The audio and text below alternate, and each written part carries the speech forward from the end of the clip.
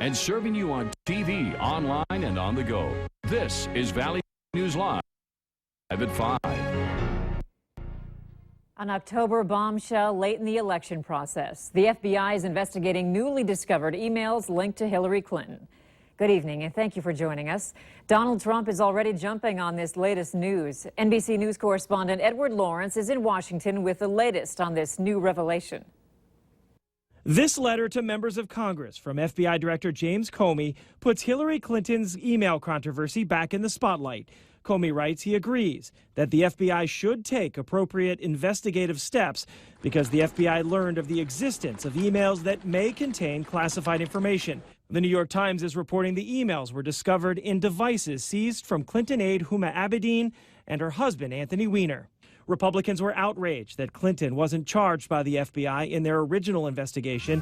Today in New Hampshire, Donald Trump says a miscarriage of justice is about to be corrected. Hillary Clinton's corruption is on a scale we have never seen before. Clinton at a rally in Iowa did not mention the revelation by the FBI director. Instead, she focused her message on getting out the vote. More women voting, more young people voting, more people of color voting.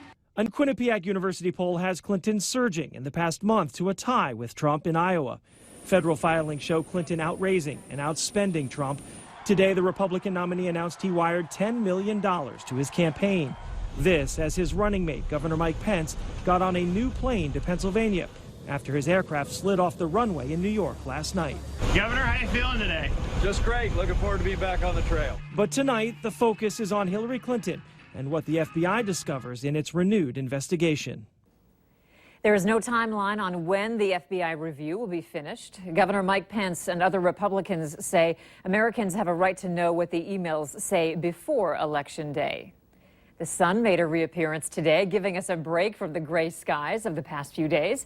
Hutch, how about this evening's forecast? You know, we have to get out and enjoy what's left of our evening because there are some changes on the way. The satellite and the radar is illustrating some of that. It's moving into northwestern parts of North Dakota right now near the oil patch. But for now, clouds are mixing into the Southern Valley. Don't have to worry about showers for most of our areas this evening.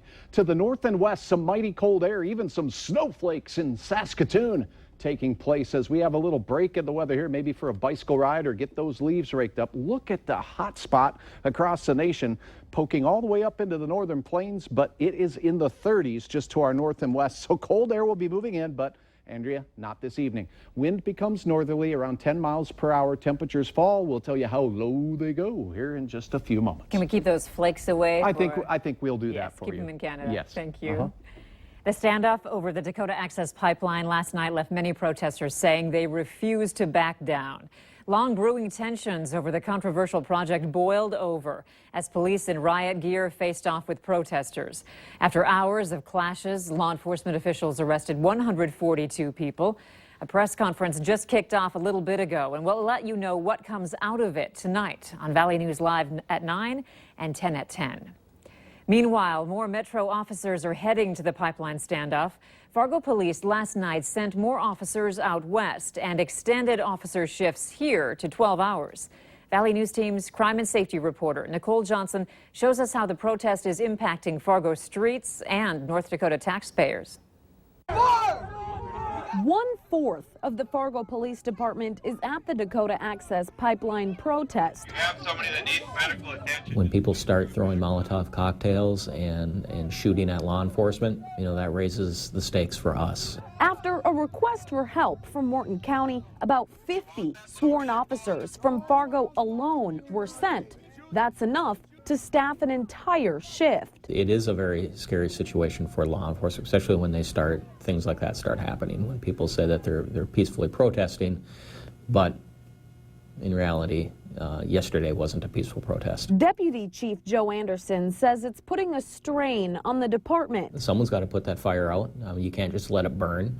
It's disrupting officers' lives who had to deploy, and it's harder for the officers left on the street to keep up. But it's not just Fargo. Highway Patrol, I know Grand Forks PD has officers out, so there's any number of Cass County. We have the resources. We could go down there at any time. We are trying not to. It's running up a big bill for overtime pay. Morton County says it costs around $500,000 a day to deal with the protest. The state, which translates into North Dakota taxpayers, are picking up the tab, which at last word stands at $6 million and counting. That's not optimal to operate on 12-hour shifts for a long period of time. So hopefully, depending on how events go today out in Morton County, we'll be able to have a better sense of when those officers might be returning to Fargo. Returning to Fargo to return the level of protection the department provides back to normal. In Fargo, Nicole Johnson, Valley News Live. 142 people have been arrested at the Dakota Access Pipeline protests. Anderson says Morton County cannot handle that on its own, and it's affecting area jails that are already close to capacity. Now to a Valley News Live exclusive. It was a wild morning for North Fargo as police tried to track down a suspect in a car theft and possibly another wanted man. We had the only news crew on the scene as the suspect is arrested. Police telling us they're thankful he's off the streets. Valley News Team's Bradford Eric has the details that you will only see here.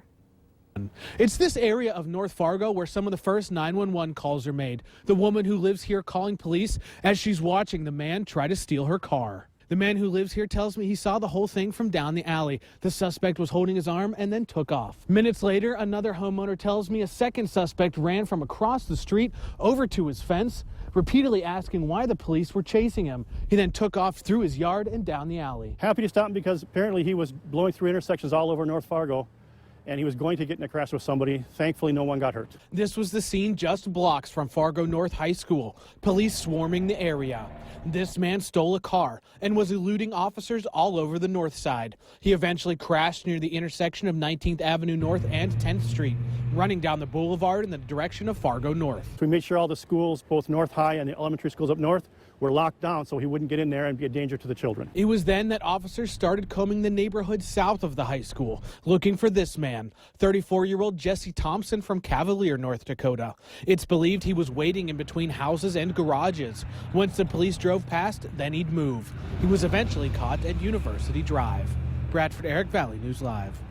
Police say they're still investigating what happened this morning and more charges are pending. It's time to take a look at this week's Valley's Most Wanted. Fargo police say Varfi Kamara is wanted for felony criminal conspiracy charges.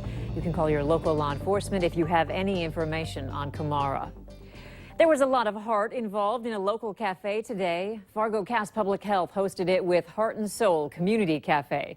That's a local group that has been around since June of 2016, doing pop-up pay-as-you-can cafes in the Fargo-Moorhead area.